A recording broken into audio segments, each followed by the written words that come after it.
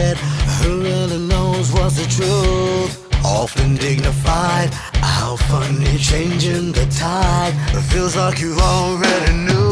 That's the devil, you would never run in circles. Feels like you already knew.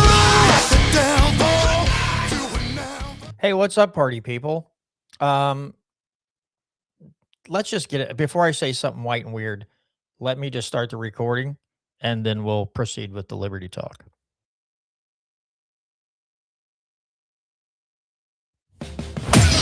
The Constitution isn't just a document.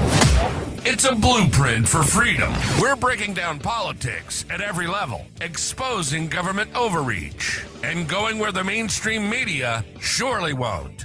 Join us in defending individual rights against the bureaucratic tide. You're listening to the Missouri Liberty Report.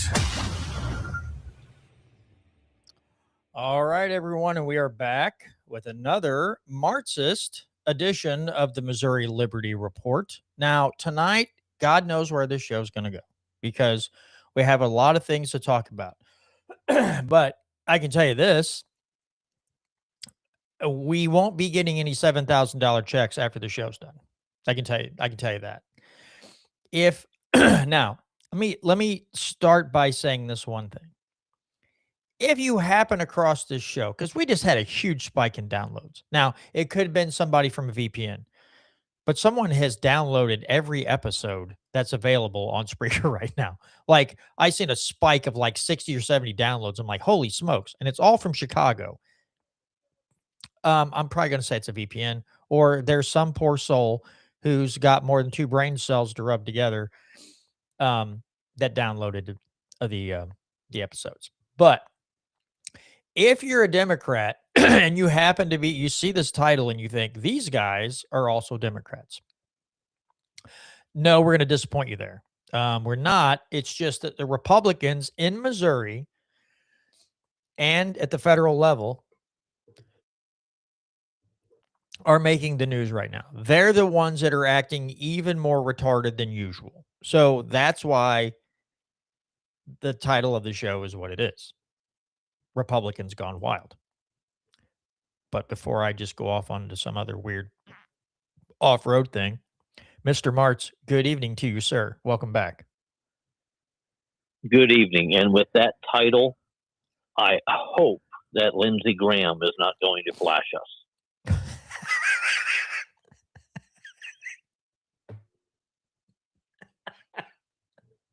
Dude, that is a revolting thought.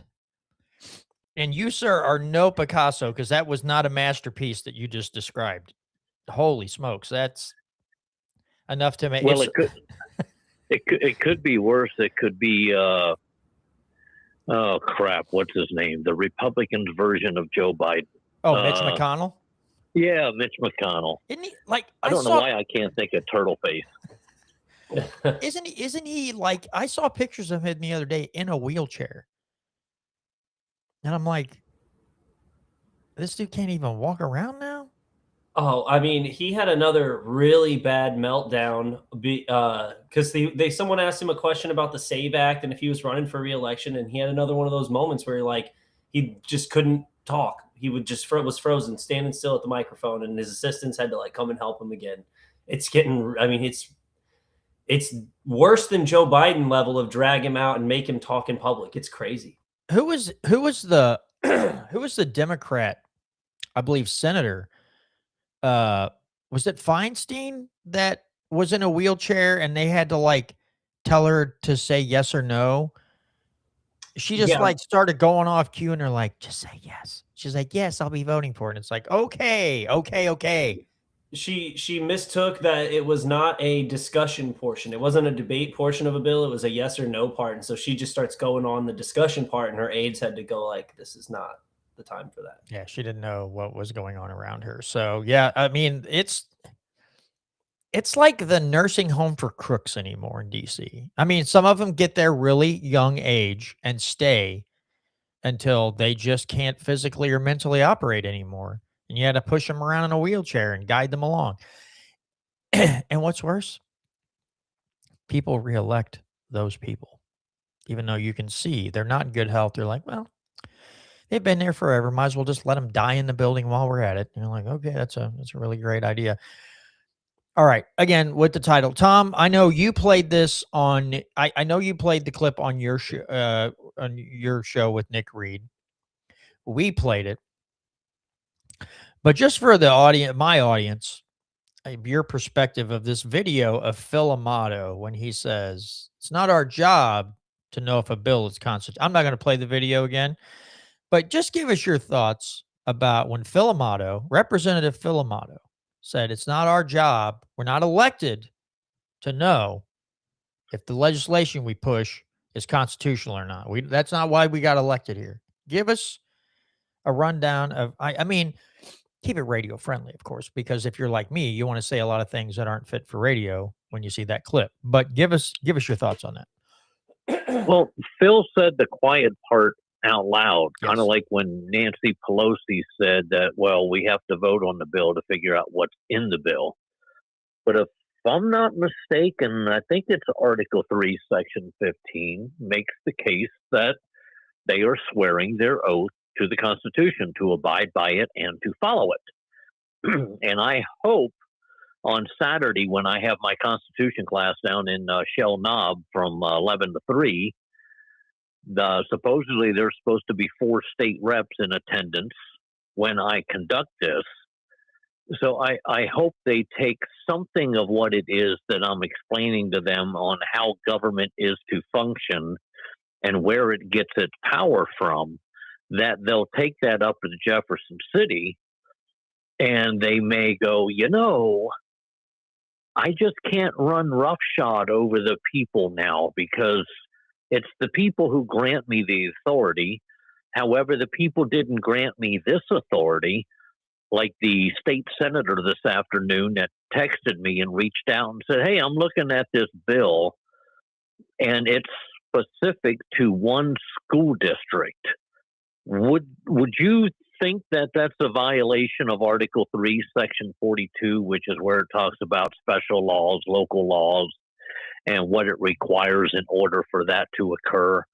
So I read the piece of legislation. I forget which bill it is, but by the time I was done reading it, then I went to Article 3, Section 42 and went, yeah, it looks like it to me. I said, but however, don't forget, you're not supposed to proclaim that it's unconstitutional from the floor of the Senate. That's up for the courts to decide. and then I put a couple laughing emojis. I mean, the way they act, the way they write this legislation, I mean, you're not wrong, Tom. They've even professed it. They get awful mad when a court doesn't find it their way, when they don't opine their way. But when they opine in favor of them, they think the courts are just works of art. The black robes are all knowing, all seeing, and they think these guys are just the bee's knees when the court finds an opinion in favor of whatever screwy thing they've come up with. So, that was an hilarious video. Well, one of the things that I've been discussing for about the past, I'm going to say it's 3 weeks. It's a Bill Hardwick bill that's dealing with those torch electronic machines that you see in convenience stores, whether it's gambling or whether it's not gambling, whether it's gaming or whether it's not gaming. Torch Electronics says that it's not gambling, therefore they're legal. Well, there's no structure set up within state law that actually handles these machines, which, to my way of thinking, is probably the appropriate way to do it. But I was at a Signal gas station the other morning, and when I got there, there was nobody there except for Crystal, the girl who works behind the fuel counter, and me, and the lady who works at the Subway. And I saw these torch machines over there, and I asked her, I said, do you know how those work? And if you do, can you explain it to me? So she takes me over there, and on the screen, now I don't know if all torch electronic machines are this way, but on the machine itself, on the touch screen, without putting any money in, you could hit a little button and put, I'm going to play $5. So you put the little cursor up to $5. Then on the left-hand side of the screen, there's another little button that you can push, and it says, will this pay out? And you either get a yes or no. Well, it was no. And I looked at that and thought, well, wait a minute. That would tell me that I'm not going to put $5 in it in this machine because it's not going to pay out for me. So she upped it to $10 and went over there and hit the other button. It was no. She put in $30, went over and hit the button. No. Hit $50. No. I said, well, that's not even gambling. You can literally know before you even put a quarter in this machine whether or not it's going to pay out. So make my head stop hurting. How is that even gambling? Do you get that opportunity to do that as a casino? You sit down in front of the one-armed bandit that doesn't have any arm anymore, where you just hit a button and you put in, oh, I'm going to put in $20, but you don't do it. Then you get to hit a button and it says, no, I will not pay out if you play $20. You're not going to play that machine. I mean, it's idiotic to actually think that those torch machines are considered gaming or gambling. There's a local tobacco store that I used to frequent here. And they had those in there, and I go, well, how the heck do you have those in here? And he goes, they are not games of chance. They show you if they're going to hit or not. And I was like, oh, it's just the state's mad they're not getting their cut. That's all. They're just mad they're not getting their cut of the money, of the proceeds. That this is some way that you could possibly win more than you gamble. Technically gamble. I guess it's slightly, I don't know. But before you make that decision, put your money in, if you know you might get paid out more than you put in, they're just like, well, we don't get a cut of that. Like that can't be right. And I'm sure the big money behind the casinos were all over this and like, well, they found a loophole. And it's like, well, you could put them in your casinos too, but then again, no one's going to play the machines if you tell them the odds. They're not going to put money in it for you to make billions of dollars. So there is that. So and it also doesn't tell you how much it's going to pay out. So let's say that you made it the whole way up to $50, and then you hit the button on the left hand side where it says payout, and it says yes. Okay, so you basically if you put in $50 that somewhere within 1 through 50, it's going to hit. You just have no clue of what it's going to hit for. Yeah. So it's a game of chance more than it's gambling. It's like those stupid little machines that you see at truck stops, and you used to see them at convenience stores that have that little grappling hook that goes across the top, and you control with a joystick, and then you allow the thing to drop, and it either grabs or it doesn't grab a stuffed animal that's in the thing, and then it picks it up, and you got to hope that it's grabbed it properly, so when it does pick it up, you can get it back over to the chute so you can reach in and you have the little stuffed animal. Isn't that gambling? Yeah, maybe we need to contact somebody in the House or Senate and go, I don't like those, because it's not. I put like $1 in there and I still didn't come out with a stuffed animal. I feel like that they're cheating me. Well, they wouldn't care. They would just ask if they were getting a cut of it. The legislation would just be like, wait, are we getting a cut of that? As if not, then heck yeah, we're going to write a bill. That's true. That's true. Well, yeah, Trump did raise tariffs on China, so I bet you they're getting a cut of all those little stuffed animals in there. That's true. That's very true. So before we go on, Tom, any bills that you've seen that spring to mind that you're glad to see or really make your head hurt extra bad? You know, the personhood bill that Mike Moon introduced has been quite interesting, because I'm in a text message thread with a bunch of people who are trying to learn a little bit more about the Constitution, and I think they also want to figure out how it is that my brain works and how it functions. So I'm driving down the road one day, and I'm listening to somebody talking about the U.S. Census, and I went, if Mike Moon's personhood bill passes, and the unborn child inside her developing counts as a person, when that lady fills out the census, does she put a 1 or does she put a 2?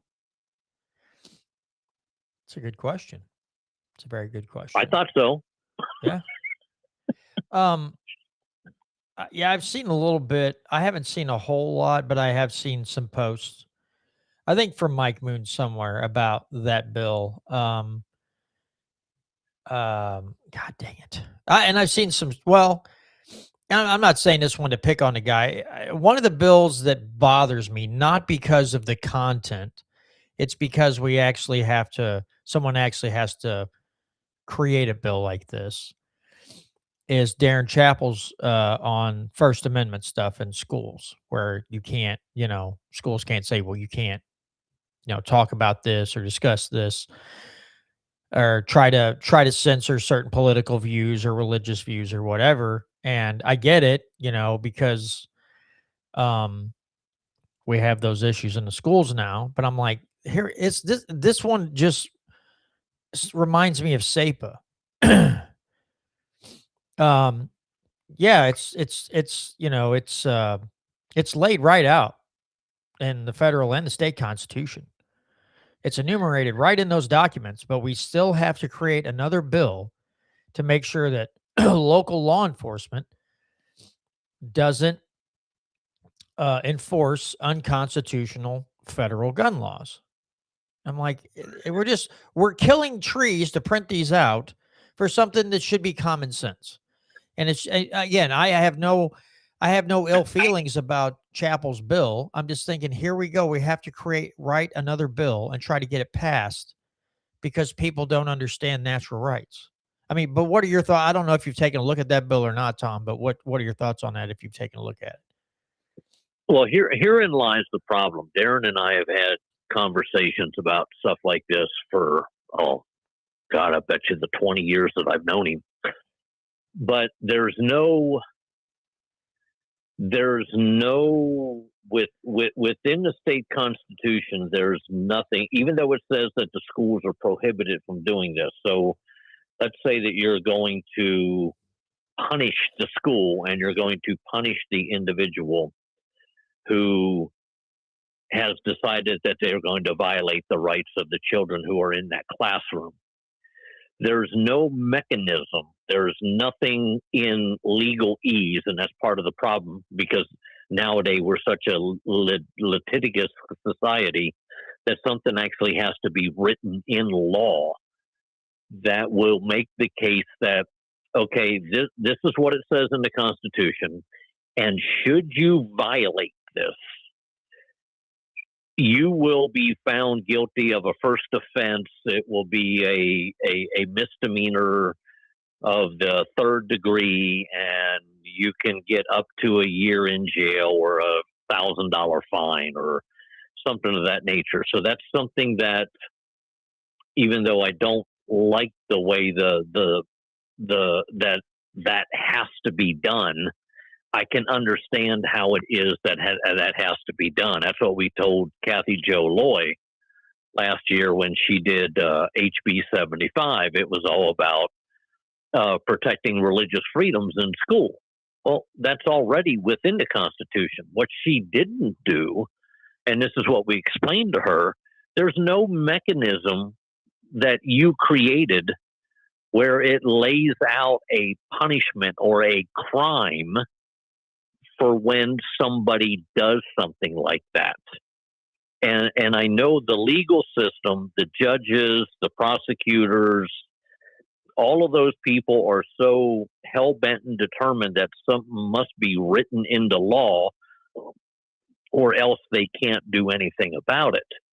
So now people like a Darren Chappell, people like a Kathy Jo Loy, people whoever's going to write, even Ron Calzone's SAPA bill, you know, it's a right. Actually, it's a government restriction in the Second Amendment, and it's a government restriction in Article 1, Section 23.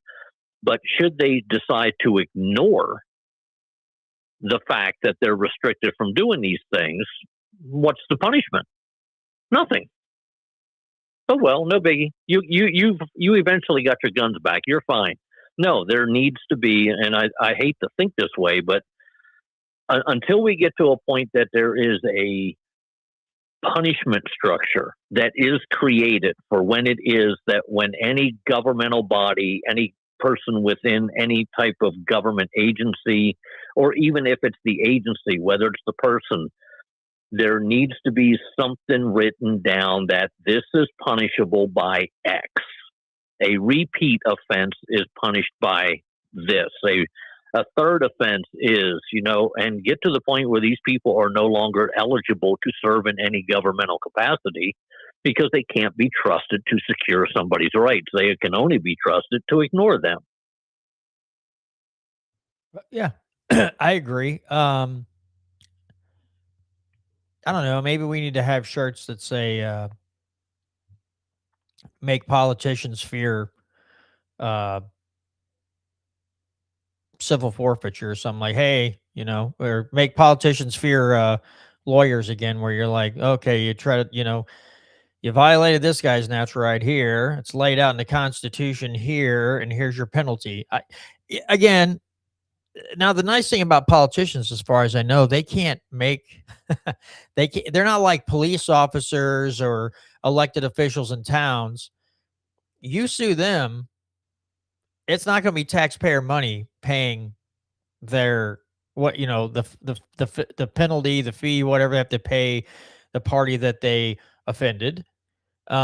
So that's nice. I mean, if you sue them, they have to pay out of their own pocket. Of course, they probably got enough lobbyist money; it wouldn't hurt them financially too much. You really have to hammer them. But yeah, I would still like to see a bill. I'd still like to see somebody write a bill that said if you sue a mayor or an alderman or a county executive or a whole board of them or a police officer or a sheriff or whatever for infringements of your natural rights, that if a court or a jury finds against them, that they have to pay that out themselves, and the city can't use insurance to pay the legal fees and the penalties accrued by whatever offense they've committed. So that that bill would never pass. That bill would never get through. Cops and prosecuting attorneys from all over the state would flood to Jefferson City in their nicest attire and scream to the heavens that you couldn't do that to them. And it's like, well, if you just bonding would solve that problem. Yes, it would. Yeah, make them be bonded. Right. I mean, because I remember when I worked for a Canteen Corporation out in California, I had to be bonded to work for the Canteen Corporation. But yet, the individual who pulls up in front of my house with a car with little bubblegum lights on the top, with a firearm and handcuffs to do anything he wants, he's not required to be bonded. And should he do something stupid or she do something stupid, they get sued, then that's money out of my pocket. Because as a taxpayer, yeah, now granted, it's money out of their pocket too, but I don't consider tax on a tax actually a beneficial thought process on how revenue is created. I mean, it's like when I served in the military, I was being taxed on the money that I earned, which to my way of thinking was absolutely stupid. Why are you taxing me on money that was already taxed to begin with? Yeah. But yes, bonding, if policing agencies and anybody who has the availability to ignore your rights or to remove your rights from you, whether through bullying, force of law, whatever, they need to be bonded. That would be the prosecutor. If there's something that can be charged and the prosecutor fails to do so, the prosecutor should come forth and say, well, I looked at this case. I don't think there is a case in my best opinion, I do not believe that this is worth the taxpayers' money in following through with this to try to get a conviction, because I don't think it can be done. But other than that, I would love to see most of these people bonded. I will say this. I think you could get the federal government to buy into this with all the sickos that are up there if you just change the word from bonded to bondage. And they think it's some kind of S&M thing. They're like, oh, sign us up. Yeah, yeah, yeah. Get that through. Get that through. Then they figure out later it means that they have to be bonded. And they're like, oh, man, they snuck that one in on us there. This whole Epstein thing had me into bondage, and now I actually have to pay to be bonded. Wrong kind of bond, I guess. Damn it. Brandon? Oh, I was just thinking Okay. Lindsey Graham came to mind when you said that. He probably would get all excited at the bondage and then would find out that later it was that he needed his own insurance for all of his terrible policies, and he'd be all upset. Yeah. He'd be like, I got fooled again. I wanted to just touch on, just kind of pretty much agree with Tom's point that it's, yeah, if you have laws on the books, especially ones that are meant to protect your rights, but then there's no punishment for anybody who's not doing that and living up to it, then there really is no point to begin with. And it's like an enforcement mechanism is important for any law on the books, and not having one just because your elected officials are violating your rights isn't sound logic. And so, yeah, I just wanted to agree with Tom on that. I mean, listen, I mean, we have all kinds of, examples of people just, any elected officials losing their minds. You got the federal level, you got state level, and you have this town. What's the name of this town? Leadwood, who got some federal government coronavirus state and local fiscal. So they got FRF funds as part of the larger $350 billion American Recovery Plan Act. And then what do? They gave themselves bonuses. So they got, I think I just said $237,345. They handed themselves out $103,360. So the mayor got 5,000s. Aldermen got between $2,500 and $5,624. And also, the audit discovered that the city's general fund is declining, citing the Board of Aldermen's poor budgeting procedures by not tracking the city's beginning and ending fund balances and spending more money than the city takes in. So I guess they've just turned into a very small version of the federal government. It sounds like they've got it figured out, right? Yeah, spend more than you take in. Yeah. The only problem is I don't know if they can print Leadwood dollars.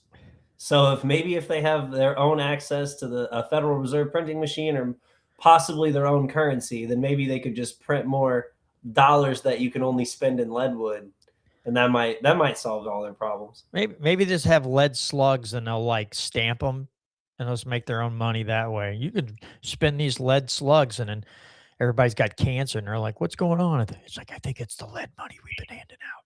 Well, I had a friend reach out to me. And if I'm understanding the text correctly, the little town of Rogersville, just to our east on Highway 60, this will be like the third, maybe even the fourth time that a $19.1 million bond will be on the ballot. So the individual who I know reached out to the city and wanting to know why it is that this bond is up for renewal again. And if I'm understanding the response that they got back from the government of Rogersville, it seems that every time that they approve this $19.1 million tax levy, that the city of Rogersville overspends that amount. So they have to keep it renewing in order to keep money funneling in order to pay for what it is that not only is it owed, but they've literally overextended the credit card balance. So they have to keep that money flowing in order to get caught back up to get to the point where they're trying to pay down the principal instead of just paying the interest.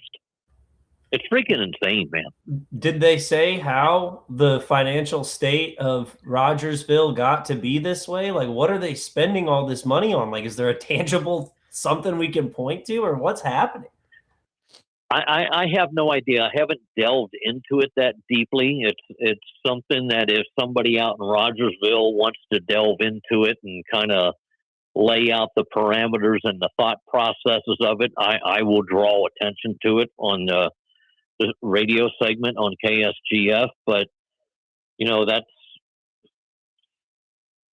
everybody who, how do I say this? It seems like there's a good amount of people who they have what they think is a good idea, and instead of them doing it themselves, they say, hey, I got a good idea for you. Why don't you research this? It's like, why don't you why don't you? Well, I don't know how. Well, the only way you're going to learn is to start. Trial by fire. And I see this in many groups where there will be members who go, well, you know, I think you, and they're always pointing to somebody else. I think you ought to do this.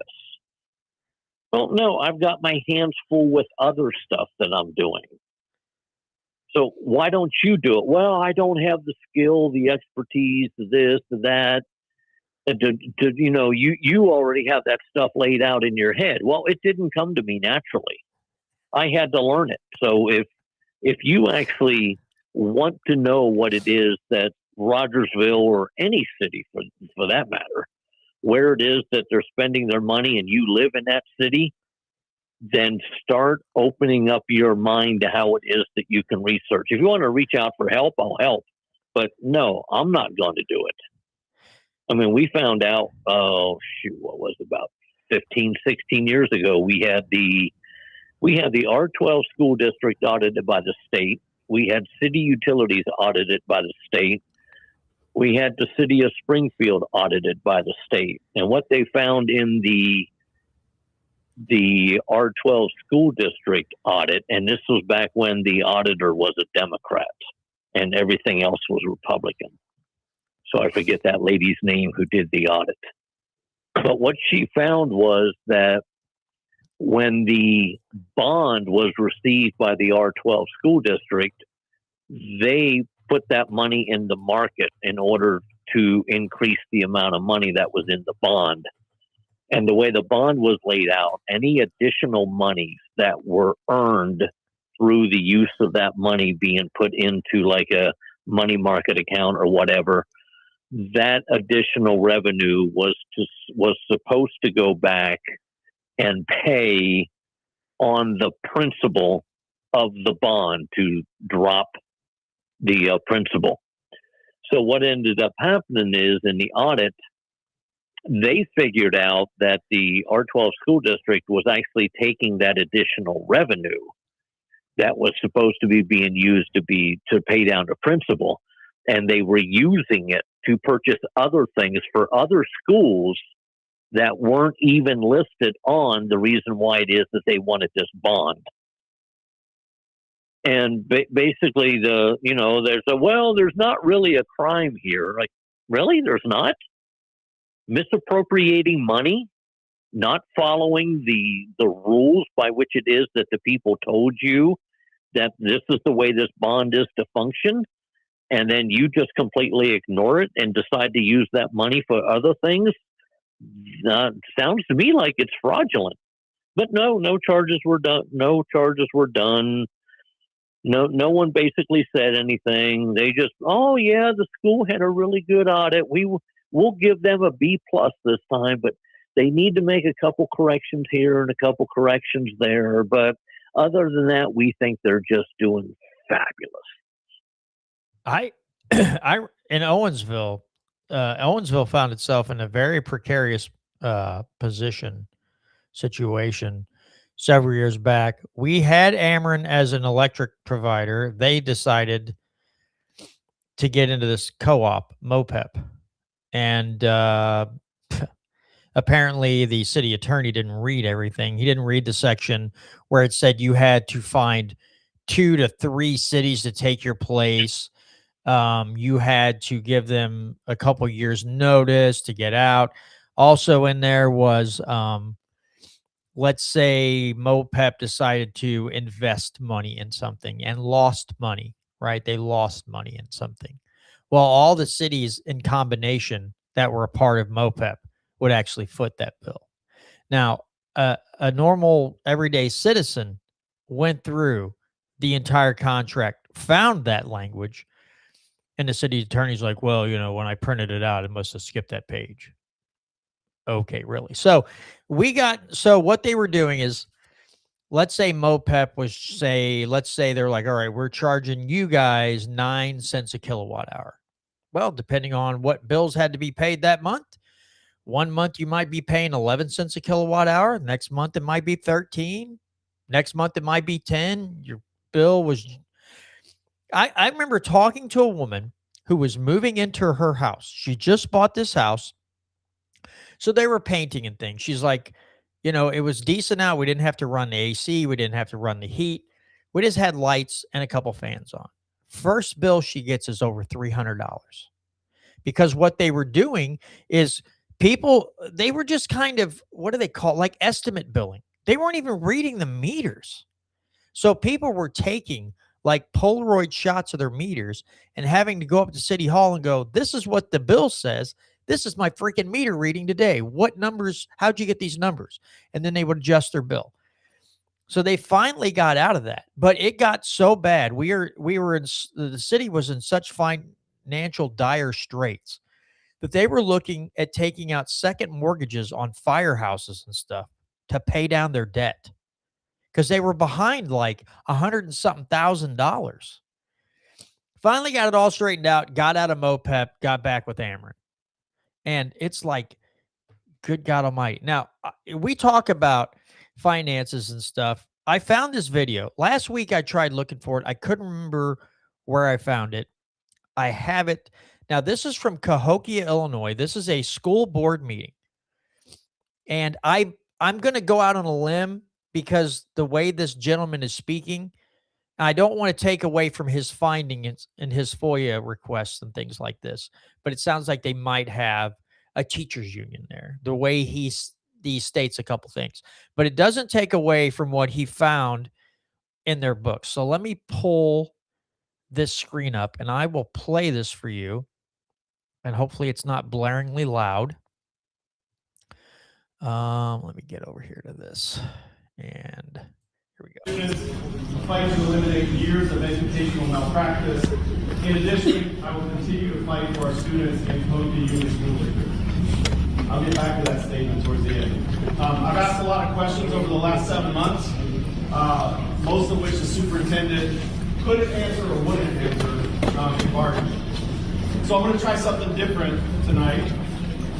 And I know that in my questions, people that are going to ask questions who don't have their phone, I get that. But I'm going to try it and see what happens. So I'll start with Stephanie Bell. So you've been involved in a lot of terminations where you have used clock rings or door badge readings to terminate people. You're the direct, or were the direct supervisor of Minnie Taylor. She made close to $40,000 a year. In a recent FOIA, we asked for her timesheets, her payroll records, FOB reports, true time records, daily schedule, office building room assignment, email login, timestamp, any work product that she had, any email sent to or from. There was 0 things that we got. Not a single FOB reading in or out of the building, not a single email sent or received, and that was a formal response from the superintendent. So I'll ask you, why is it that your direct report doesn't have a single fob reading in or out of the building. That's not bad enough. Then we find out that you're approving through your stamp, through your signature, that your mom's Medicare payments were being paid out of taxpayer funds through District 187. And you can look at me like you don't know what I'm talking about, but I have the documents. The district did not provide the documents to me through a FOIA, but I have them. So can you explain why Medicare supplement payments sent to your mom at her house, why District 187 is paying those bills? For years. Superintendent Harvey, Assistant Superintendent Harvey. $300,000. You bargained with us for years as superintendent in a contract where you told us you didn't have money to negotiate. Hold off, let us save some money, we'll get there. In fiscal year 24, your contract states you made $211,000. Oh my God. Your contract provided you with 100 days of vacation. The superintendent scrutinized every single day that my people took. Do you deserve 100 days vacation? What? Payroll, we got payroll records for you from 24, 25, and 26. We've since requested 19 through 23. In addition to your regular payroll, which was $211,000, Oh my in fiscal year God. 24, your payroll was almost 117 a paycheck, or 17,000 a paycheck. Yep. Can you explain why on July 3rd of 23, in regular payroll, you received a paycheck of $113,000? The gross Why do you was think I know? $113,000.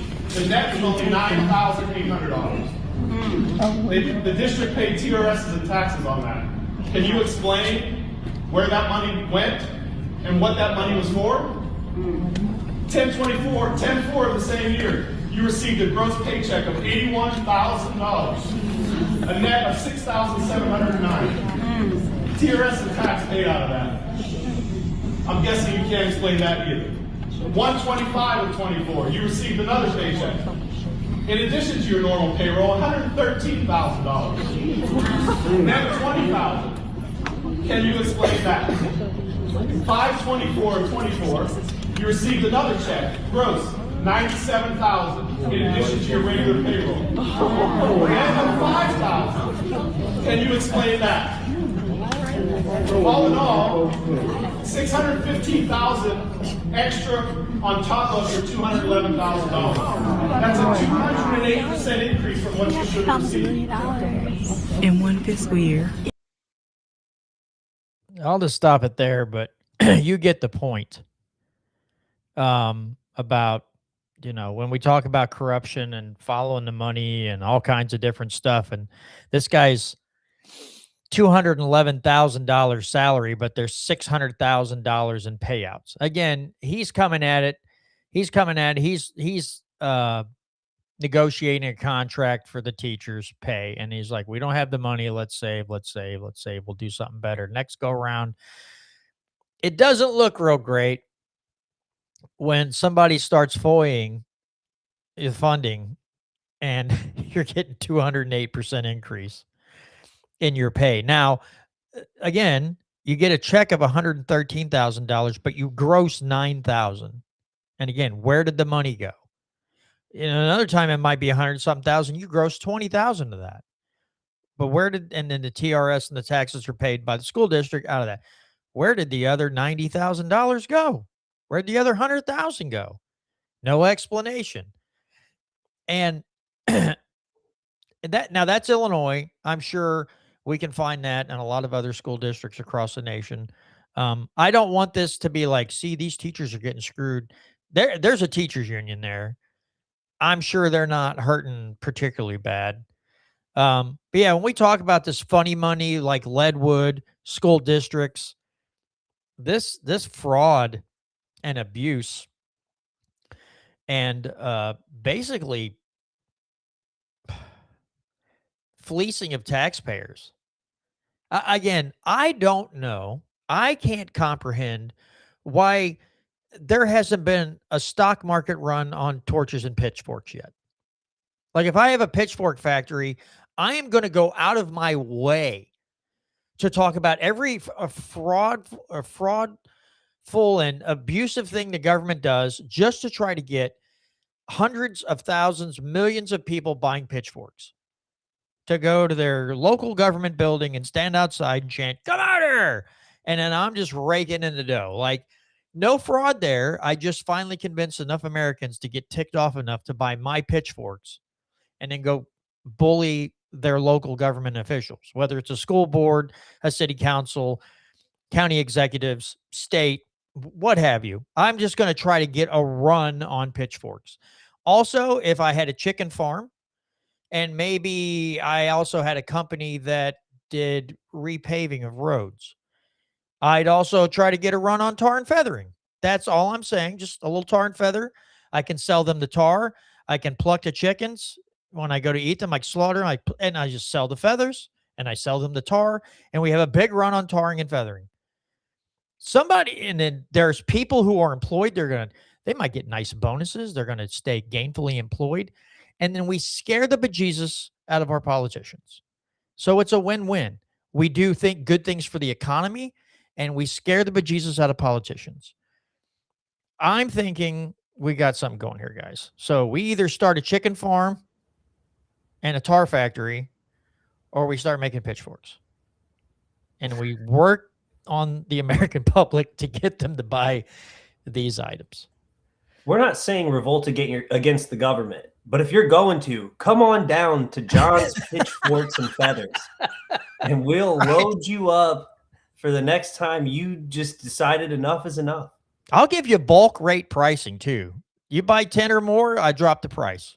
I mean, we'll do like a big box store. I'll be like the Sam's of pitchforks and feathers. The more you buy, the more you save. We'll have a pitchforks punch card. Your 10th pitchfork is free. Tom, what say you? I'm just sitting here inscribing weird sayings on cartridges. That's all I'm saying. What kind of weird sayings are you inscribing in cards, Tom? No, not cards, cartridges. Jesus. Okay. Well, all right. Sorry. My bad. I misunderstood you.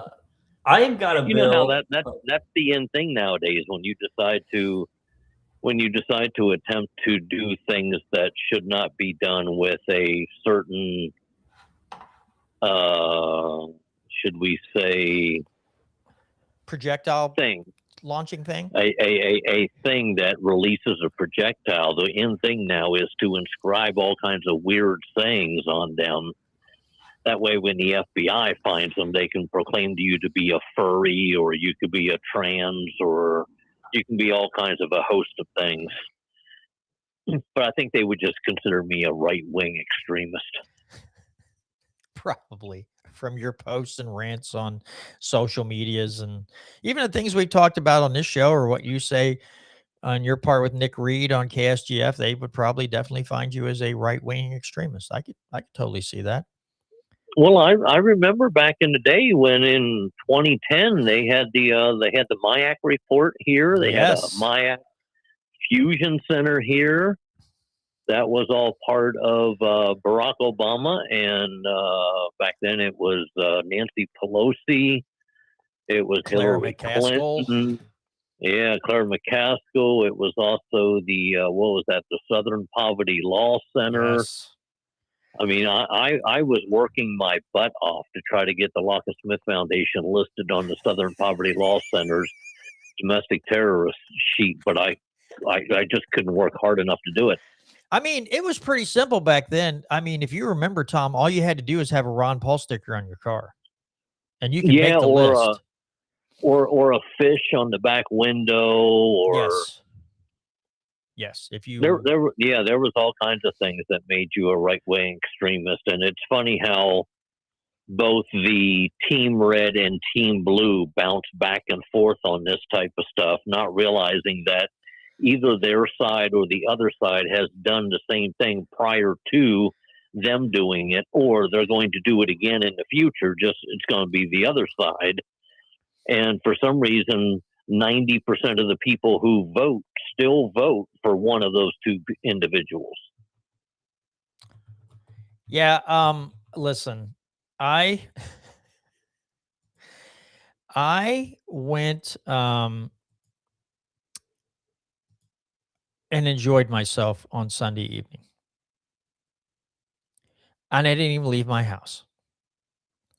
I just get on Facebook. I see 93.3 with a little post about the whole strike on Iran. And I just post something simple like, what exactly did I post? Let me see. I got to go back and look because it really chapped their butt cheeks. I'll put it bluntly. And they really didn't like what I said. And I didn't say anything. I didn't say anything extreme. But let's see. Let me see. Oh, I just said nothing like destabilizing another region of the world at the bidding of Netanyahu. They didn't like that. The 93.3 rabid Trump fans, they didn't like that. They didn't like that response. I just sat there and just made comments because I knew it ticked them off. And I got the response that I knew I would get. I got called a Democrat or a libtard or a liberal or something like that. That was the common reoccurring theme as I kept explaining my point of view. Now, did I waste my time doing that? Yes. Did I also get enjoyment out of inflaming the buttholes of the MAGA cult members? Absolutely. Because I knew they were just sweating angrily, blood pressure spiking as they typed their nitwit response. They're like non-thought out, canned responses. And I have to admit, a lot of times I get irritated. I chuckled the whole time I did it. And the reason is because generally I'm considered to be a moron. And every single one of those people made me feel better about myself. And that's probably why I enjoyed it so much, because they made me feel smarter than I actually am. And I got a kick out of it. So maybe that was just me helping my self-esteem a little bit. I don't know. But I did enjoy it a lot, a whole lot. Sounds to me like you support the Iranian regime, John. Sounds like you supported the Ayatollah. I do. I'm really bummed that guy's gone. Yeah. Yeah, I cried a lot when I saw that he got smoked by a bomb. I did. I got pretty teared up. I was like, man, that guy, I really liked him. He had a lot of great things to say, and now he's gone. Okay, so contrary to popular belief that it was Iran who blew up their own elementary school, given the odds, which one was it, the United States or Israel? Go ahead, Brandon. It was probably Israel. It's way more up their mantra to blow up a school full of kids. They did that for like 2 years straight. So, I mean, that's got Israel's MO written all over it. The thing is, the school was inside of a military base, if I'm not mistaken. So there is a chance that neither side actually meant to hit that school. But at the same time, when you launch a war of aggression, things like this happen, and the blood is no less on your hands because of that. Like, they can zap a fly with pinpoint accuracy with an ICBM. There is absolutely no way that school was an accident. It was absolutely, in my opinion, 100% intentional. It's disgusting. I mean, it's man. If you get me going, I'm gonna get going for a while. So I'll just cut myself off at like I said a second ago. When you start a war, this kind of things happen. Like this happens. This is why war absolutely needs to be the last resort. You can't have a 47-year imminent threat. That's not a justification for a war. That literally is an oxymoron. An imminent threat for 47 years. I mean, this administration has lied. Like every day is a new reason for the war that is countering what you said the day before. Nothing they say makes linear sense. And all of the 6 American soldiers that have died so far, all of the innocent people in Iran, all of the innocent people in the other countries from Iran's retaliation strikes, a large percentage of that blood is on Netanyahu and Trump's hands. Did you see what I did to your name there, Brandon? You're sitting there ranting. I'm like, I'm going to put anti-war ranter below his name. No, I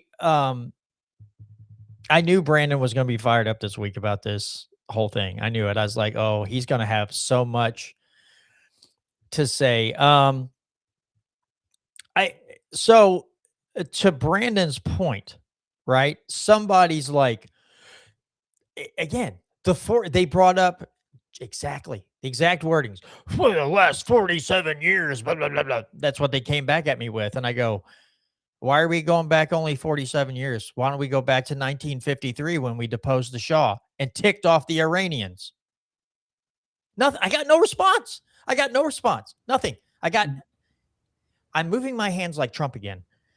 Put your hands on the desk, John. But yeah, I got nothing back when I asked them about that.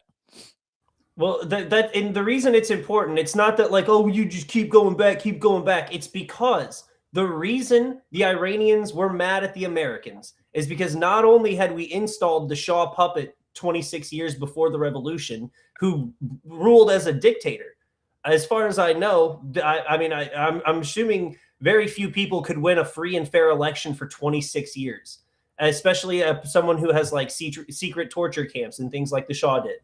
So for those who don't know, it was actually Jimmy Carter's Secretary of State was on board with having the Ayatollah come back. He was living in France, and the United States greenlit France sending him into Iran to take over this revolution, and we worked with him for 6 months. The problem was the Shah that had been ousted had cancer, and so he came to America for cancer treatment. And all of the people in Iran thought we were going to nurse him back to health and then send him back in we were going to reinstate him like we did in 1953. So they act like the history's not relevant going back that far, but it totally is, because it's 100% the reason that the Iranians overtook the embassy in 1979. And then not to mention that I think the very next year is when we greenlit the war. Our Secretary of State at the time greenlit the war in the Iran-Iraq war, as like the Saudi Arabians helped fund it, and we went to the Saudi King Prince. I can't remember who it was. It's in one of Scott Horton's books, and he explains that it was the American Secretary of State and the Saudi Arabian Crown Prince at the time who greenlit the Iran-Iraq war. And so we've been a proxy war fighting them, and again, the history is totally relevant. So yeah, and then it also just doesn't make any sense that when Trump destroyed Iran's nuclear capabilities, destroyed them, sent them back decades, apparently that the very next year, it's the new reason to go to, it's insane. Everything they say is a lie every time.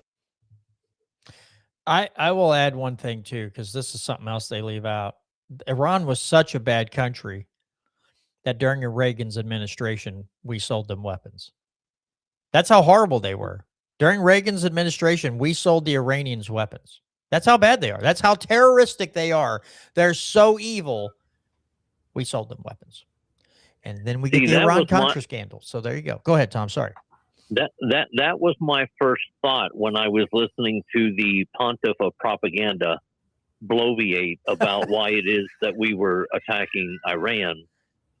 and somehow it was a self-defense mechanism because of the hostage crisis of 1979, and then he completely leaped over the part where Reagan was using sales and shipping arms to Iran, bringing drugs into our country, getting people hooked on them in order to fund at least one side, if not both sides, of the Iran-Iraq deal that Brandon brought up. So you've got literally Trump decides what's beneficial to Trump and then uses it, and then completely ignores the fact that at one point in time, Iran kind of was our ally. And then we have a tendency for some reason to turn on every single country over there if Israel doesn't want that country to be a country. I mean, if I were Trump, or if I was Hegseth, or I was even Dingle Fritz, the dumb from Florida, Rubio, they're making the case that, well, we had to attack Iran first because Iran was going to attack us because we knew Israel was going to attack Iran. Okay, then you get on the phone and you tell Bibi, if just one missile leaves Israel and impacts into Iran, we are going to obliterate you as a country. This is the only warning that you get. But no, Trump is indebted to his Israeli donors in order for his campaign to have been successful against Kamala Harris. So I'm of the opinion they either got something on him. I'm also on record to say that I do not believe that there was an assassination attempt in Butler, Pennsylvania. I do not. Yes, there was a gunshot. I do not believe Trump was shot in the ear. Because for a positive fact, if he was shot in the ear, he literally would have had his phone up beside his ear to take a photo of it so he could put it on social media, making the case that he almost died for America. Which is why I don't believe that Trump was shot in the earlobe. But they definitely have something on him that makes it so that he's basically on his knees in front of Bibi Netanyahu. All right, Brandon, you got a video queued up here? Yeah, this is just this is Marco Rubio giving the game away. This is him explaining the whole deal.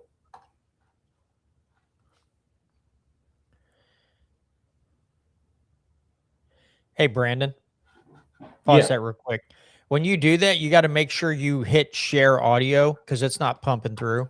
Are you serious? So, yeah, there's a thing that'll say you'll have to close out of it. And when you open it back up, there should be a little button that says share audio. Okay, I have it turned on, so we'll see if it works this time. If not, oh well. No, let me share it real quick. Okay, try again.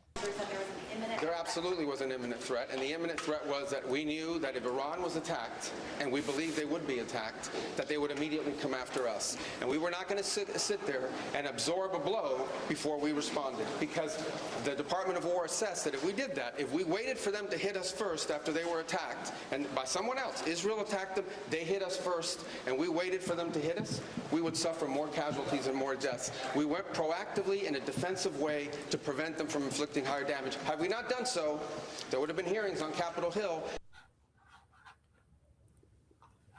That was it. It was just him explaining that, well, what the imminent threat was, Israel was going to attack with or without us. And because we just have so many troops, because Iran happened to put their country so close to all of our bases, then we had to strike. It was no question.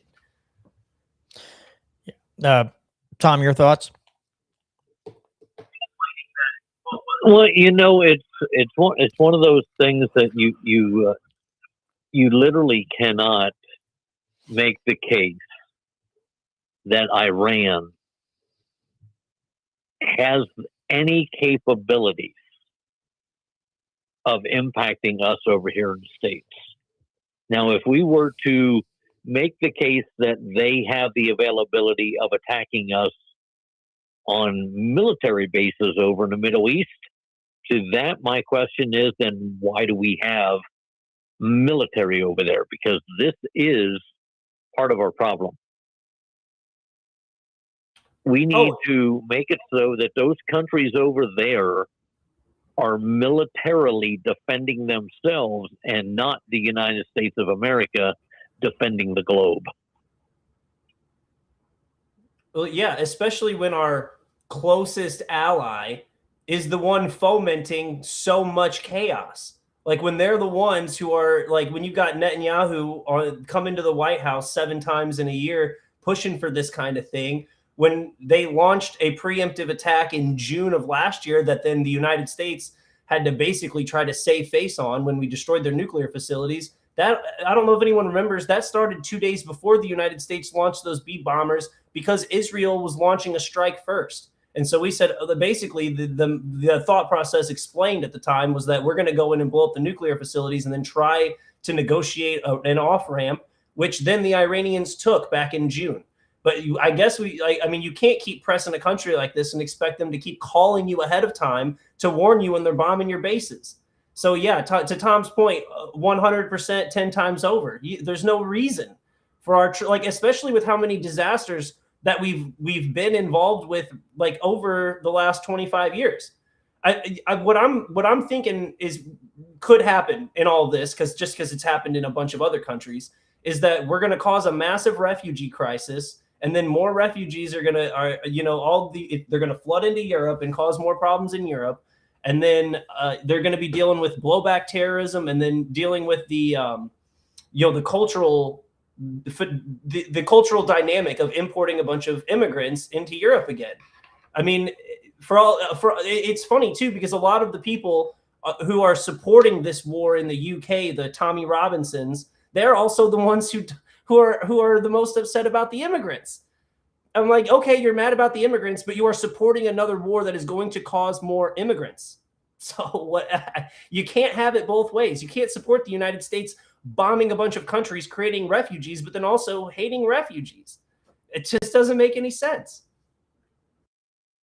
Yeah, I don't know. I just it's hard to put into words how frustrating this is without going into a profanity laced rant. Again, going back to last week's episode when we played like Ted Cruz talking about, Tucker Carlson says, well, 21%, only 21% really, support this. Isn't that important? He's like, well, no, because they don't have the intelligence data that we do. And it's like, okay, then put it out there. But all they're doing is they're putting out propaganda. They don't lay out these nice, lengthy, fact-riddled statements. Everything's propaganda. 47 years, and they've killed thousands of American troops.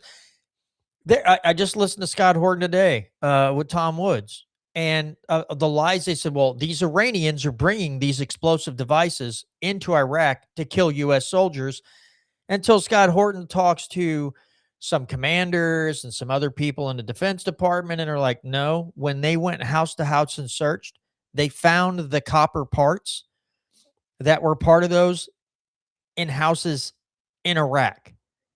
Everything was coming from Iraq being used against soldiers. It was not coming from Iran. This has been, we're going back to George H.W. Bush. Well, probably before that. It's just bomb Iran, bomb Iran, bomb Iran. It's just like that old 50s or 60s. Bomb, bomb, bomb, bomb, bomb Iran. They've been singing the same damn song for years. And every time I turn around, let me just say this. If I was somebody who bet that Iran was a week away from a nuclear weapon, And I'd lose all my money because I'm like, I'm betting they do. And it turns out like they don't. And then 6 months later, they're really close. And I'm like, I bet they got a bomb now. And then I lose again. Like I'm going to be in bankruptcy court because I've lost so many bets on Iran actually having a nuclear weapon. And one of the responses to the post that I commented in was a woman saying, what if they make a bomb and it gets on a fishing boat off one of the coasts of America? Well, hey, lady, how do you propose they're going to get a nuclear bomb onto a fishing vessel from that side of the world over here? Do they have enough gasoline to like propel the boat across the ocean in a fishing vessel? I'm going to say probably not. Okay. How else will they get the bomb over here and then get it onto a fishing vessel and then blow it up off the coast? If the bomb hits land here, you'll put it on land. You're not going to go, hey guys, this bomb's on land. So the next step is we put it on a boat. Now check this out, guys. And we get it out in the water and then we detonate it. And they're like, well, it's on land. You do more casualties here. Yeah, but they're expecting that. They won't expect it on a fishing vessel. And everybody else going to look like, dude, are you full on retarded right now? Are you? It's on land. He's like, no. Bear with me, guys. A boat is better. So, if I'm not mistaken, also, when Tucker Carlson sat down with the president of Iran last year, he said explicitly that they weren't trying to build nuclear bombs. 3 days before the war was launched, the foreign minister put a post out on X that Iran is not trying to build a nuclear weapon. And if I'm not mistaken, Iran also has it codified into law that they're not trying to build a nuclear weapon. And so you've got Donald Trump who's like, they just wouldn't say the magic words, no nuclear weapon, except they posted on X 3 days ago that they weren't trying to build a nuclear weapon. Not to mention that it was the United States that tore up the first JCPOA that the Iranians still stayed in. So the Iranians were keeping their enrichment below 5%, or I'm pretty sure it was 5%, and then that was supposed to sunset. But even when that sunsetted and the U.S. left the deal, they kept the IAEA inspections and stayed at 60%, which you can't build a weapon with 60% uranium. You have to enrich it further. What they were doing was selling their enriched uranium, which there's, as far as I'm concerned, there's nothing wrong with that. They're entitled to do that under the JCPOA that we tore up. And so everything about this, everything this administration could possibly be saying is a lie, because you had Marco Rubio make that statement that Israel basically forced our hand in this. Then you had Mike Johnson say basically the same thing. Then you had Senator Tom Cotton on Fox News say basically the same thing. And then Trump came out, I don't remember if it was yesterday or today, and he was like, well, it was actually the opposite. We were sat down with negotiations.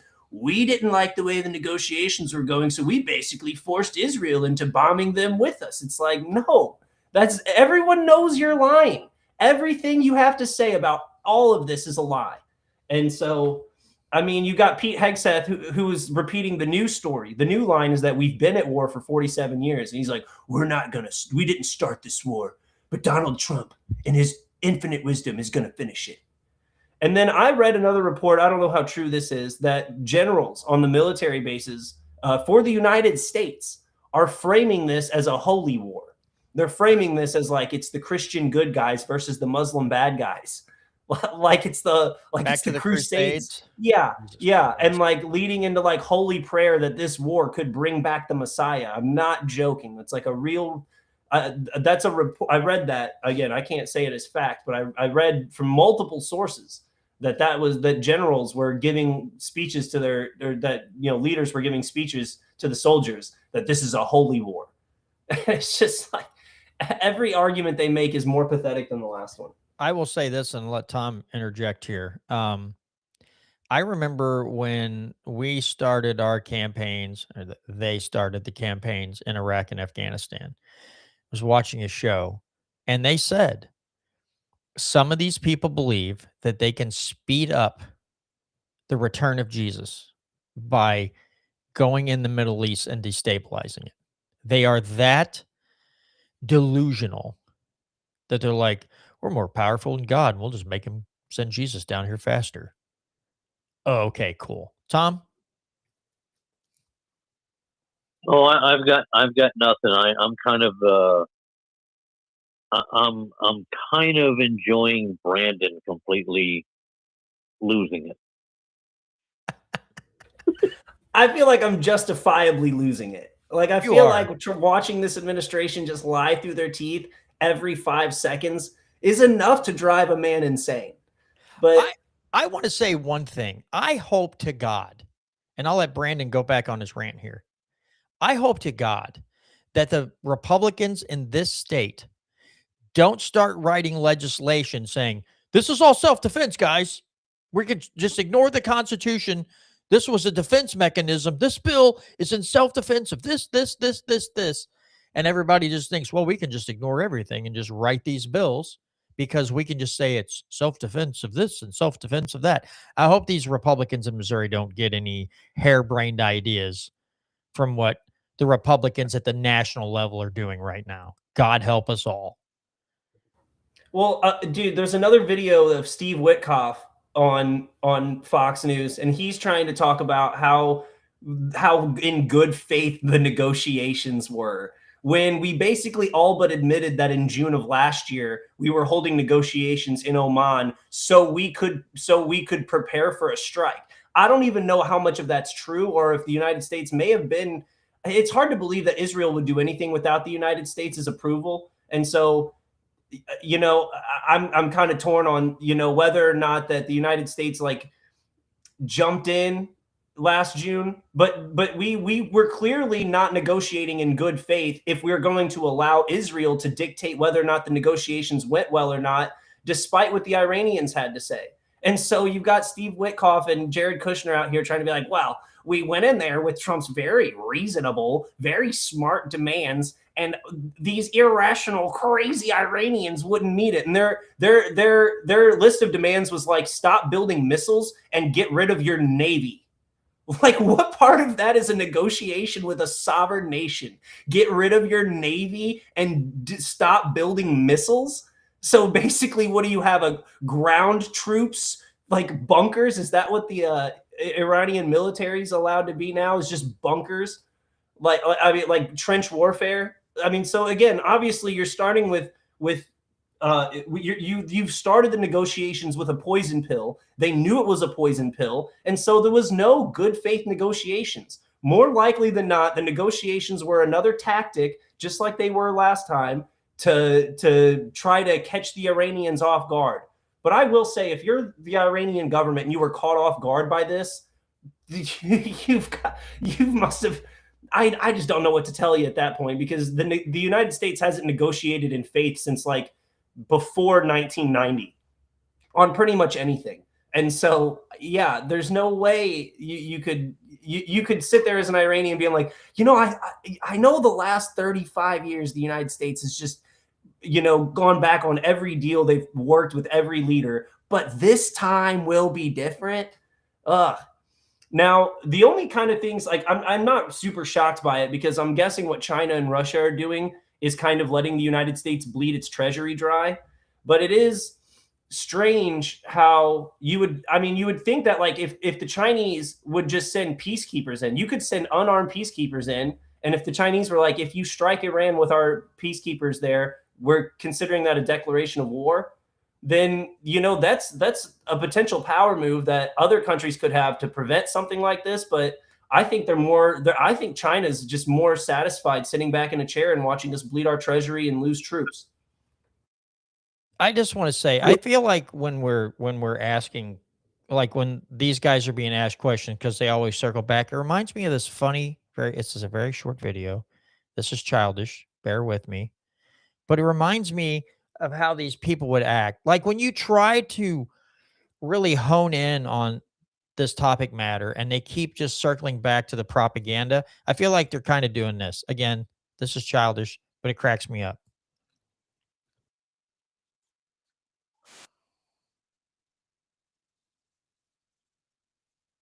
I don't think it played the audio. Good God almighty, I'm so stupid.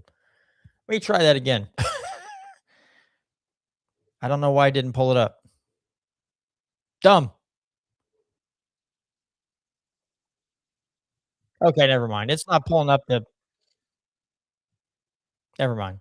It's just this woman running away, and this guy's like, "Why are you running? Why are you running?" I feel like every time you asked him a serious question, where you try, what was that? What's that one Hispanic gal? They swear up and down she was a stripper before she became a rep, and she's being asked questions on this show, and she acts all offended and acts like um she's so flabbergasted, and she's like, "I can't believe you're asking me these questions," and he's like, "Because I want to know the answer. Why are you asking me this?" She gets really upset. Is it Anna Paulina Luna? I think so. She was on a show, whatever show she was on, she was being asked questions, and she just she tried so hard to be like this forceful, like very strong. She sounded like a moron.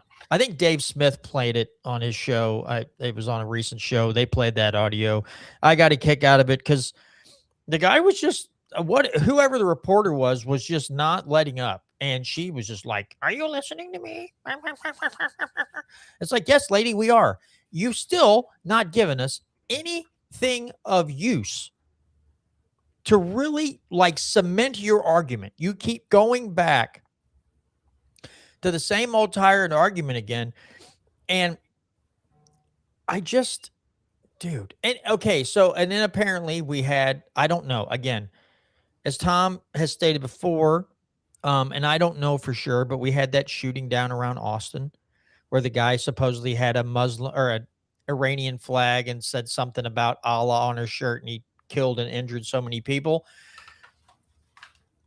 And let's say that's all factual. This guy was an Iranian. He's mad because we dropped bombs and did these things in Iran. Now, I'm not saying I like what the guy did, but the audacity of our so-called leaders to act like they're shocked and appalled at these actions when, and you talk about blowback and people just, they can't seem to grasp when Ron Paul in 2008 and 2012 brought up blowback when it comes to our foreign policy. And somehow this part of the equation eludes the minds of these people. And to me, it's almost like they hope in some sick little way that they incite something like that, whether it's actual true or false flag, to incentivize the American public to climb on board with the war on the war bus. Boop, boop, all aboard, everybody. Come on, let's get mad at the Iranians. 47 years of terrorism. Let's go murder everybody.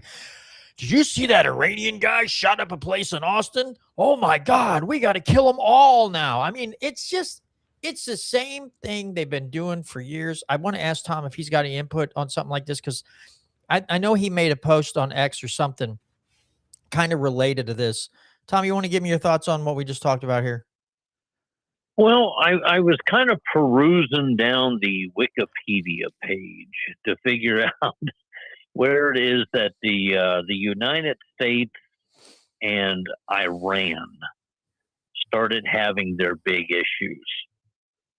Because literally, we had an ambassador to Iran before World War II. And Iran had an ambassador over here for them before World War II.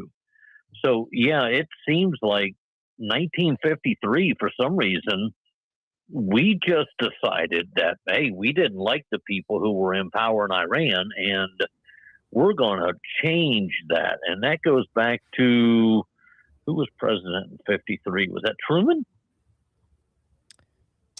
It was either Truman or Eisenhower, but I believe it was Truman. Let's see.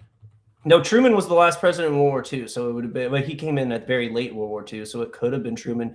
But what happened there was in the early 1900s, like 1904, 1906, one of those two. The British company that would go on to later become BP At the time, I think it was called the like Anglo-Persian Oil Company. They had negotiated a deal. Anglo-Iranian Oil Company, AIOC. Before Iran became Iran, when it was still called Persia, they had made a deal with this British company, like what would become BP later, for their oil rights. But the deal was not very structured very well for the Iranian people. It was only like a 16% pull of the profits from BP. So then in 1953, a new president was elected, and he nationalized the oil and basically canceled all of the contracts with BP. So the MI6 and CIA had decided it was time for him to go because he wasn't going to play ball with the oil for, the Western civilizations. Sounds familiar. And so then that's why the United States decided to overthrow him and install the Shah. The Shah that we ended up knowing. Mohammed Mogadishu, or what was his name? That was the president. That was the president that they overthrew to install the Shah. Yeah, what was the Shah's name? I just had it up here. Pahlavi was the last name I want to say, but that could be Truman was the last president that we had that actually had good relations with Iran, because you're right, it was Eisenhower who came along, who decided back in the early 50s to the BP and all that crap deals with Eisenhower, when they launched their nuclear program as part of Atoms for Peace. It sounds like, so I heard another thing too, and I don't know how true it is, but that this Board of Peace that Trump put together, it only took about 30 days for the Board of Peace to launch a war. But I think they're trying to create like a new United Nations system. So basically, instead of having to go through UN not that anyone ever went through the UN or that the UN had any power to stop any atrocities in the first place, but it's basically like a way of subverting even like globalist opinions on foreign conflict like this. They can just be like, well, the Board of Peace, which is an international body of leaders as well, and they can just skirt around the UN, which is essentially what we used to use the UN to circumvent the EU, like when we did in 2014 with the Maidan Revolution. All right, guys, we got about 3 minutes left. So, Tom, any parting words from you on this episode? No, I'm just, I can't wait to see the prices of fuel oil drop, gas drop, eggs drop, bread drop. I mean, it's coming eventually, because the pontiff of propaganda is in control. Brandon, any parting words from you, sir? Oh, just don't listen to a single word this administration says on Iran. They're lying they're lying. They're not, I haven't seen any of them say anything true on purpose. The one thing they said that was true has been walked back already, which was that Iran was going to strike, so we had to strike. And then they're already like, no, that's actually, we didn't. Is that what you thought we said? We didn't say that. Yeah, we didn't say Israel. We were saying that in 1 year to 18. We were saying that in 1 year to 18 months, they might have enough drones and missiles to make this fight way worse. So that's why we had an imminent threat for 47 years, guys. Yeah, I also like the fact that it was, well, we knew Israel would strike, so we had to strike, but also Israel did not force our hand into striking. Okay, well, you guys need to make up your mind. It's just like everybody's bipolar or schizophrenic. They all have multiple personalities, and you get to play the game of which personality is coming out at the next press conference. Maybe you ought to have a betting system for that. Which personality is going to come out in this press conference? Are we going to be or we bet like how far the next press conference now? How far away are they from a nuclear weapon? Like, oh, we obliterated it. There's a long ways away. And then here we are a few months later, like, guys, they're only a week away. And you're like, Jesus, really? So real quick, just to end, Scott Horton also said that there were reports that they had to they just filled the holes created by this bombing strike in June. They had to just fill it all with dirt and just give up on it. And then now they're a week away. Okay, cool. Anyway, All right. That's going to do it for this week's episode. We appreciate all of you who listen on the podcasting apps or those of you who watch on YouTube or Rumble. We would appreciate it if you would give us a like, a follow, subscribe, leave us a review or a rating, depending on what app you're using to listen to this podcast. And also, don't forget to look for Tom Martz on Nick Reed's show, 1 hour and sometimes 3 hours on KSGF. And you can find clips and archives of Tom on ksgf.com. And we will see you right back here next Tuesday evening. It's 6:30 p.m. For another edition of the Missouri Liberty Report. Take care, everybody. Okay, so here we got a guy.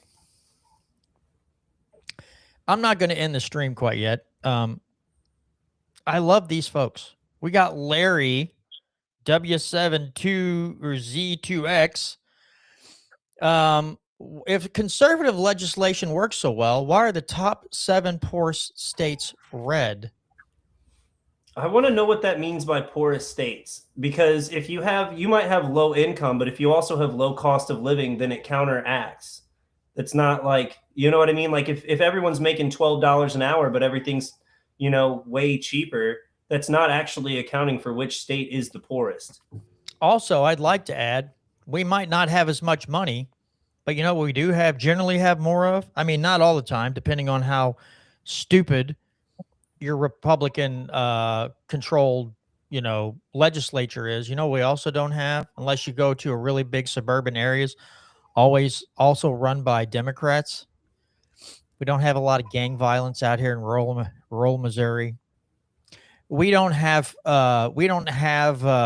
like St. Louis County running in a deficit.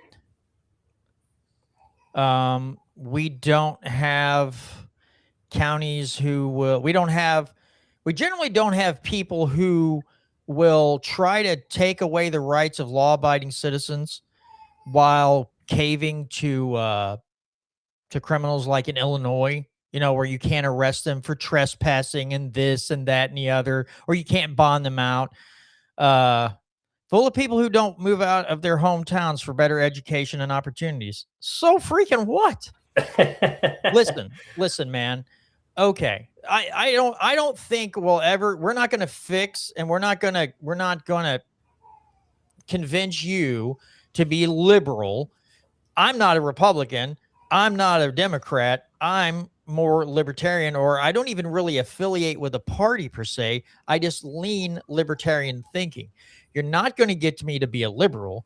You're also not going to get me to be a Republican either, because neither party has shown that they care about the Constitution or really care about the people. They care about their power and their money. And if you sit here and you try in the chat to convince me that liberals care about the working class, I will laugh until I pee my pants. I will just sit here. I will full on. Well, I'm not on the air anymore. I will full on piss myself. You can't convince me that Democrats are better than Republicans, and you can't convince me that Republicans are better than Democrats. I can think of one offhand.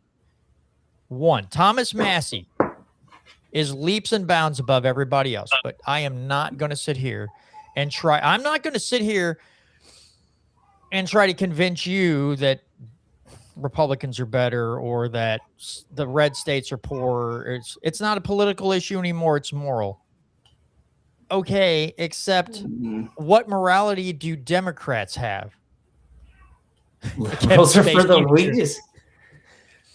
Kevin Spacey's just adding his stuff in just to inflame me. Yeah, it is about morality.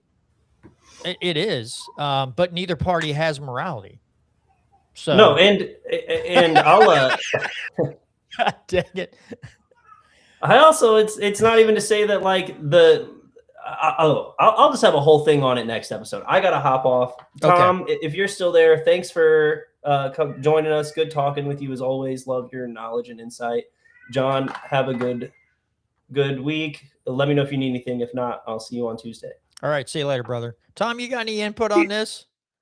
I'll see you on the 21st, Brandon. You got anything else to add before I end the stream? Because there's no way. No, I don't. I'm not even. I'm looking at Larry W7Z2X. He appears to be a Montanan. Mm-hmm. Is that how they say that up there? I guess. A Montanan. I would venture to say that's probably how they consider themselves a Montanan. I'm trying to figure out what poor red state are y'all in? There's a thing with liberals. They try to say if you live in a red state that you're automatically poor, like white trash. And I don't know. Again, being wealthy doesn't mean having all this pay. It's just funny to me, Tom, because liberals and even some Republicans like minimum wage laws. They just forget that the minimum wage law was built on racism because poor black or like people construction companies from the South were coming up to New York to build, and they were charging cheaper labor prices in the 1900s. And so New York goes, that's fine. We'll create a minimum wage laws and we'll cut out. They basically cut out the lower, anybody who could have done the work cheaper, they cut them out.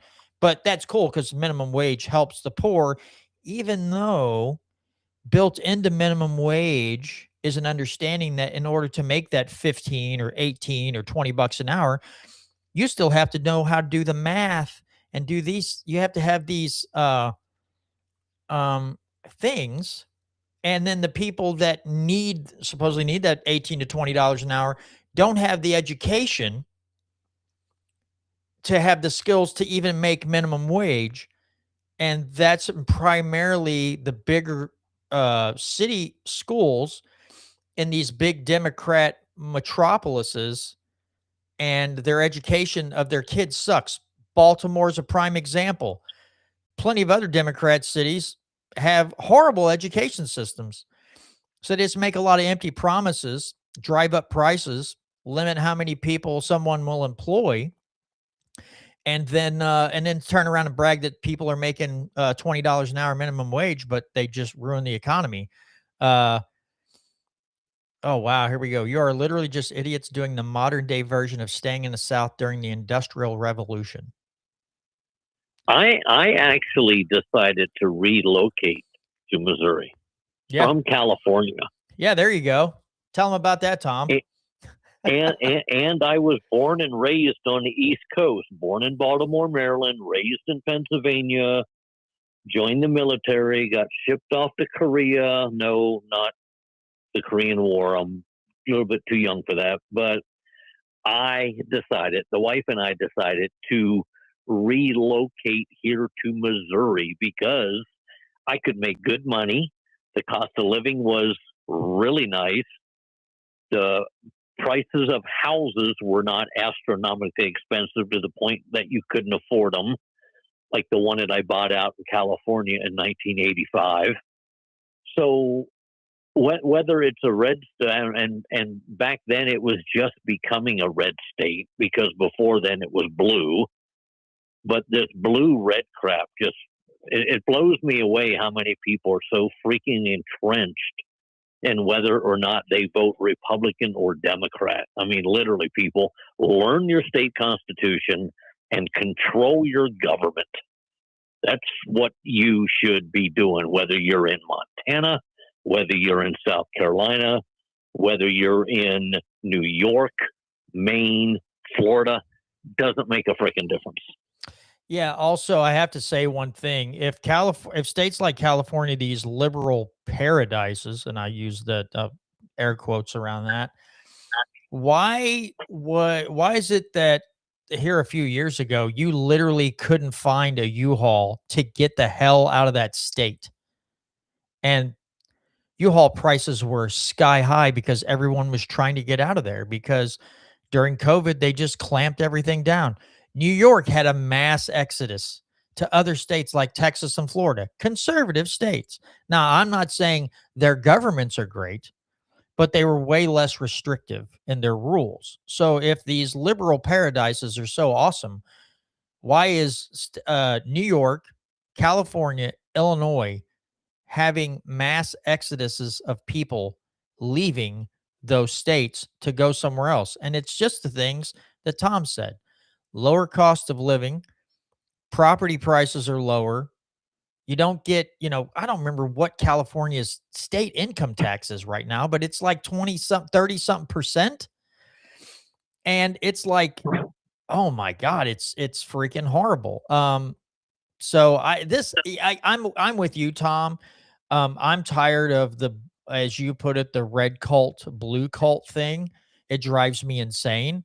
I'm watching two groups of people use the same backward logic against each other, getting the cult members all fired up, doing the same name calling, the same crappy data, and trying to make the other side feel like they're less of a human being. And all the while, their government, whether it's Republican or Democrat, is trouncing all over their natural rights. And they just seem to be happy with that. And it looks like a people that are put in a prison and are happy to be inmates, as long as the guy in charge gives them some yard time and maybe extra dessert once in a while, that they're perfectly happy to just stay there in their own personal prisons, their own personal hellholes, while these politicians tell them how to live their life, make rules, make fiery hoops for them to continually jump through, and dictate how they'll run their business, how they'll run their personal lives, how they'll run their finances, how much taxes they'll pay, blah, blah, blah, blah, blah. And they seem to be happily entrenched in that. And that's just a sad state of affairs. Well, it's kind of funny that Larry's bragging about California being the fifth largest economy, but yet they have a debt that exceeds $500 billion. Yeah, they're really doing great. They might cover a lot of the GDP, but yeah, they're broke. And you know what they have to do? They have to keep going they have to what's the word I'm looking for here? They have to try to make monsters out of every wealthy person. So they decide they're going to tax them into oblivion, and then they get mad when they leave, and now they want to create laws to penalize them for leaving. I mean, if you agree with all that, then you love the shackle around your ankle. You love that ball and chain around your ankle, dragging it around everywhere you go. I mean, that's on you, but keep that crap in Montana, because we'd like to actually keep more of our money here and not be taxed to death and not have to ask permission for every single stupid thing you want to do, whether it's start a business or whatever. We'd much rather just live without having to beg someone else's permission to try to be an independent contractor or employ ourselves. But no. Some people are perfectly happy to grovel at the feet of an elected few in order to try to just scratch out and start a business and maybe become very profitable and enjoy the fruits of their labor. And you know what, Tom? We just can't have that. We can't have you enjoying the fruits of your labor. You must submit yourself to these idiots in charge. Well, I lived out there from 1985 to about 1998. And in reality, when I came back to Missouri in about 2003, politically speaking, there was not that much difference between where I was at in California versus where I am at in Missouri. Tax-wise, oh my goodness, it was just it is the difference between night and day between the two. you are obliterated out in California on taxes. And I'm trying to figure out why it is that Larry lives in Montana. It sounds to me like he should live out in California. Yeah, I mean, if it's so great, that's the thing. He's living up in Montana, which Montana's it's not as populated, and because the temperatures there in the wintertime get pretty freaking cold. I don't think they have as much industry there. It's beautiful up there from what I understand, and one of these days I'm going to make it up there. It's got some beautiful scenery, beautiful country. But yeah, if the blue states are so much better, then Tom's got a good point. Why don't you just move down there? But that's neither here nor there. I've kind of stated my side. This is just like uh, arguing with the idiot Republicans on uh, this going to war in Iran and dropping bombs, and everybody's cheerleading it. And the same thing when Russia and the Ukraine thing kicked off. We were all, we must kill Putin, Putin bad, blah, blah, blah. It's the same old stupid cheerleading for propaganda time and time again. And I'm just not going to sit here and try to defend my side to someone who clearly isn't going to see my side. And he's definitely not going to turn me into a Smurf cult member. So with that being said, God, oh, my friend Kevin is just on a roll right now. But with that being said, we'll see you all right back here next Tuesday evening at 6:30 p.m. for another edition of the Missouri Liberty Report. Good evening, everyone.